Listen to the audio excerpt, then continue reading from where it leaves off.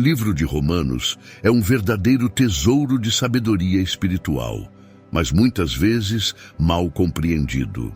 Ele não apenas revela o plano de Deus para a salvação da humanidade, mas também desafia nossos conceitos sobre justiça, fé e vida espiritual.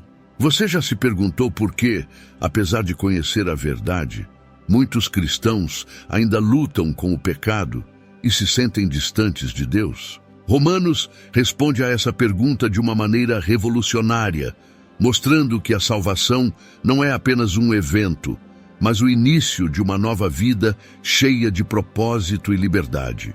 Fique até o final do vídeo e entenda a salvação e a nova vida em Cristo de uma forma que talvez ainda não tenha entendido. A carta aos Romanos foi escrita pelo apóstolo Paulo por volta do ano 57 d.C., durante sua terceira viagem missionária, enquanto ele estava em Corinto.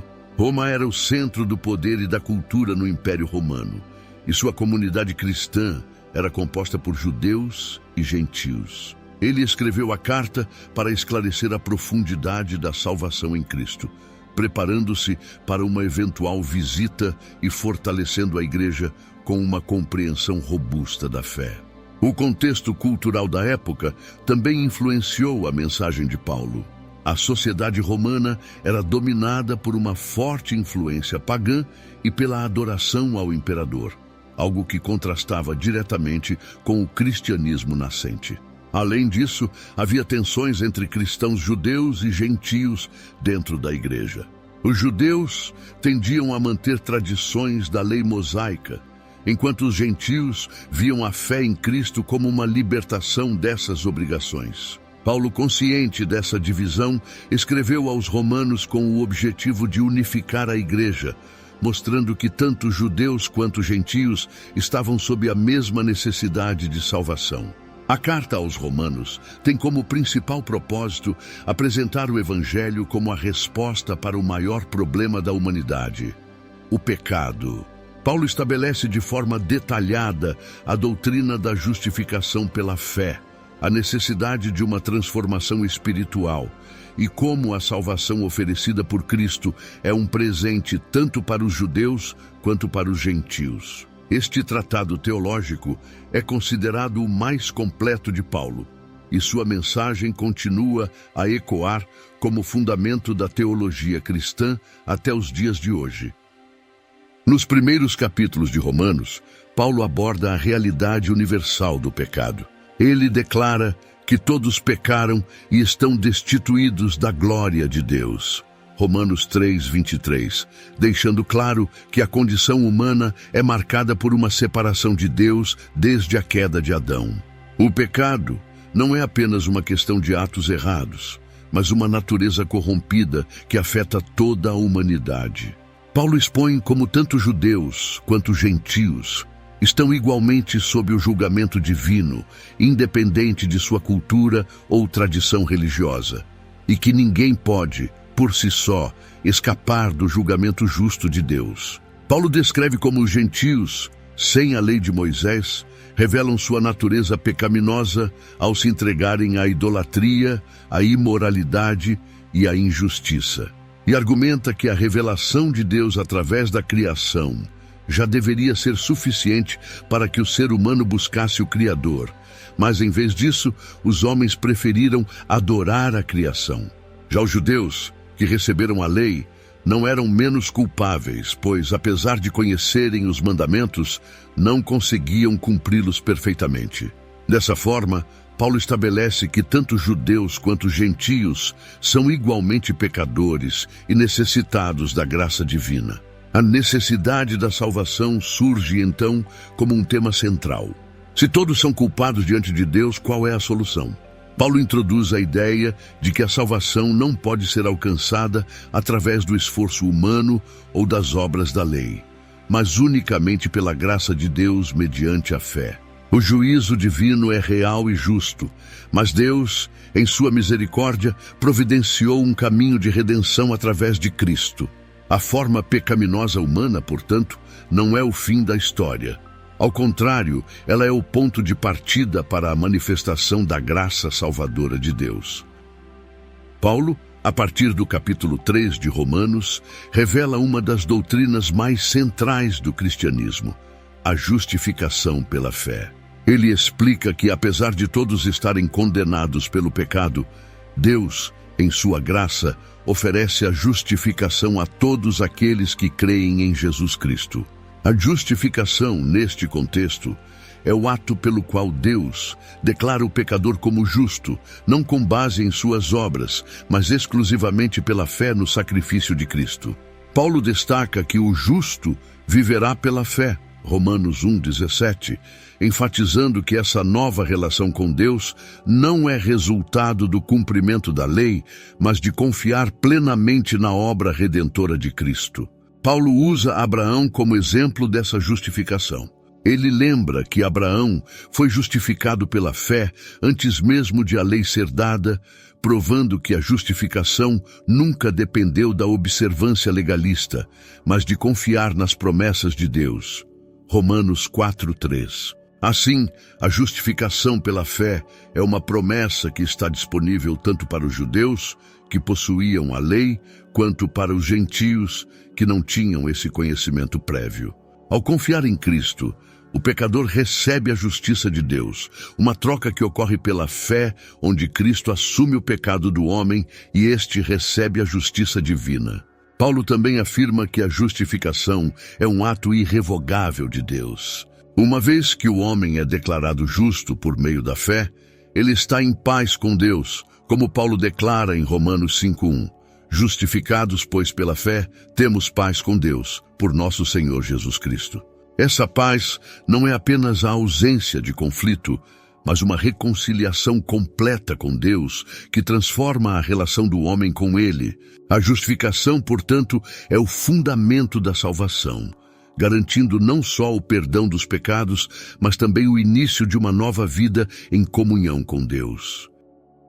Depois de expor a justificação pela fé, Paulo passa a explicar a consequência dessa nova condição, a santificação, que é o processo pelo qual o cristão é transformado para viver de acordo com a vontade de Deus. A salvação não é apenas um evento jurídico em que o homem é declarado justo, mas também o início de uma vida renovada em Cristo.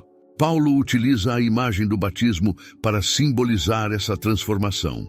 Fomos, pois, sepultados com ele na morte pelo batismo, para que, como Cristo foi ressuscitado dentre os mortos pela glória do Pai, assim também andemos nós em novidade de vida. Romanos 6:4. O batismo representa a morte do velho homem e o nascimento de uma nova criação.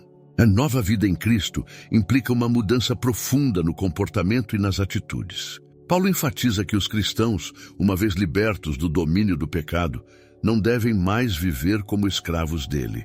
Ao contrário, agora são chamados a viver em santidade, não pelos seus próprios esforços, mas pela ação do Espírito Santo.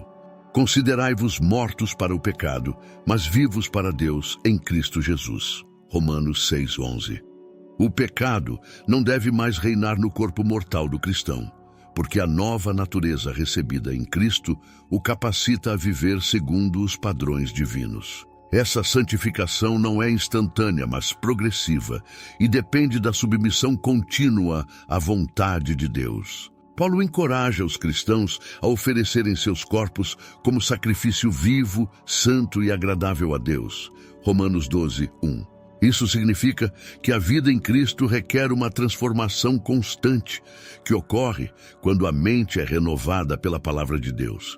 A nova vida, portanto, é marcada pela busca por uma comunhão cada vez mais íntima com Deus, deixando para trás a velha natureza pecaminosa e abraçando a vida de retidão e santidade. No decorrer da carta de Romanos, Paulo descreve de maneira honesta a luta interna que todo cristão enfrenta, a batalha entre a carne e o espírito. Ele confessa que, embora o desejo de fazer o bem esteja presente, o pecado ainda opera dentro do ser humano. Porque não faço o bem que quero, mas o mal que não quero, esse faço. Romanos 7:19. Paulo ilustra essa tensão entre a nova vida em Cristo e a velha natureza pecaminosa que persiste. Embora o cristão tenha sido liberto do poder do pecado, ele ainda vive em um corpo mortal, sujeito a tentações e fraquezas. Essa luta interior revela a fragilidade humana e a dependência do crente na graça de Deus. Paulo afirma que a lei, embora seja boa, revela a incapacidade do homem de viver à altura dos padrões divinos por conta de sua natureza pecaminosa. A carne, em sua fraqueza, não pode agradar a Deus, mas o Espírito Santo habita no cristão, capacitando-o a viver de maneira que glorifique a Deus. A luta entre carne e espírito não é um sinal de fracasso, mas uma parte normal da vida cristã que aponta para a necessidade contínua de depender da graça e do poder de Deus. Ao final de Romanos 7, Paulo clama: "Miserável homem que eu sou, quem me livrará do corpo desta morte?" Romanos 7, 24. Ele responde imediatamente: "Graças a Deus por Jesus Cristo, nosso Senhor." Romanos 7, 25. A solução para essa batalha interna não está na força de vontade humana, mas em Cristo, que nos livra da condenação e nos dá o poder para vencer o pecado. Seguindo, Paulo explica que os que vivem segundo o Espírito não estão mais sob a condenação, e é por meio do Espírito Santo que podemos viver uma vida de vitória sobre a carne. Paulo enfatiza que para aqueles que estão em Cristo não há nenhuma condenação. Romanos 8, 1. Ele destaca que a obra de Cristo na cruz garantiu uma salvação completa e irrevogável.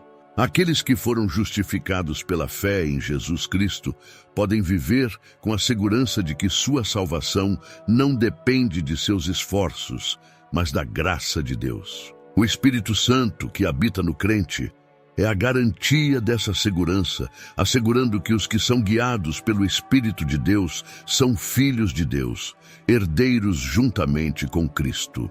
Paulo também trata do sofrimento presente na vida dos cristãos, explicando que as aflições deste tempo presente não são para comparar com a glória que em nós há de ser revelada. Romanos 8:18.